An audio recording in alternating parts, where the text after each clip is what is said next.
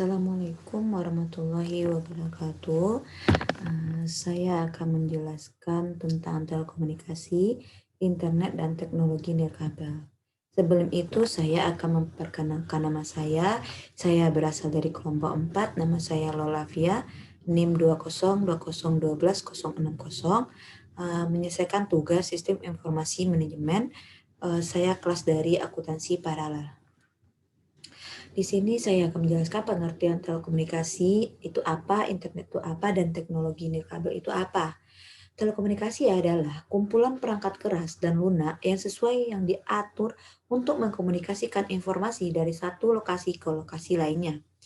Internet itu adalah jaringan dari jaringan global menggunakan standar universal untuk menghubungkan jutaan jaringan yang berbeda, atau dengan kata lain internet berasal dari kata internet working atau terhubungnya jaringan-jaringan terpisah yang masing-masing memiliki identitasnya sendiri menjadi jaringan saling terhubung. Teknologi nirkabel adalah jaringan sistem yang menggunakan kabel untuk mengakses suatu informasi. Telekomunikasi dan jaringan dalam dunia bisnis saat ini. Pengertian jaringan komputer adalah yaitu suatu jaringan telekomunikasi yang memungkinkan untuk saling berkomunikasi dan bertukar data antar komputer satu sama lain. Jaringan komputer terdiri atas software, hardware, komponen transmisi, network, operating system, network interface card, router, dan host. Jaringan di perusahaan besar. Jaringan di suatu perusahaan mempergunakan WiFi jaringan dan sistem konferensi video yang digunakan untuk mendukung seorang manajer. Salah satu contoh masalah utama yang dihadapi oleh sebuah perusahaan saat ini adalah bagaimana mengintegrasi semua jaringan komunikasi yang berbeda ke dalam sistem yang memungkinkan suatu informasi dapat mengalir dari suatu bagian ke bagian lain dan harus satu sistem ke sistem yang lain. Tren jaringan dan telekomunikasi. Jaringan telekomunikasi dibagi menjadi dua. Yang pertama, jaringan yang difungsikan untuk komunikasi berbasis audio atau suara. Yang kedua, jaringan komputer yang difungsikan sebagai data traffic. Tren dalam komunikasi bisnis terbagi tiga. Yang pertama, tren industri. Yang kedua, tren teknologi. Yang ketiga, tren aplikasi. Tren industri yaitu pasaran yang dimonopoli oleh pemerintah beralih ke pasaran yang dipenuhi dengan pemasok yang bersaing ketat. Penawaran jasa telekomunikasi yang beragam, mulai dari jasa telepon lokal dan global sampai saluran satelit telekomunikasi, radio bergerak, TV kabel, jasa telepon seluler, dan akses internet. Pertumbuhan yang pesat dari internet dan World Wide Web menimbulkan berbagai produk, jasa, dan penyediaan telekomunikasi. Perusahaan meningkatkan penggunaan internet dan web untuk kerjasama dan perdagangan secara elektronik. Yang kedua yaitu tren teknologi. Perubahan yang cepat dari teknologi analog ke teknologi digital mengakibatkan yang pertama kecepatan transmisi yang secara signifikan lebih besar. Yang kedua, pergerakan informasi dalam jumlah yang lebih besar. Yang ketiga, ekonomi yang lebih besar.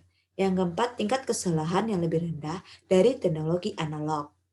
Perubahan dari ketergantungan pada media berbasis kawat tembaga dan sistem penerimaan gelombang pendek berbasis tanah ke jalur serat optik dan seluler, PCS, satelit komunikasi, dan teknologi nirkabel lainnya. Tren aplikasi. Saat ini jaringan telekomunikasi memainkan peran penting dalam meluas dalam proses e-bisnis berbasis web, e-komersi, kerjasama perusahaan, dan aplikasi bisnis lainnya yang mendukung tujuan strategis, manajemen, dan operasional, baik di perusahaan besar maupun di perusahaan kecil.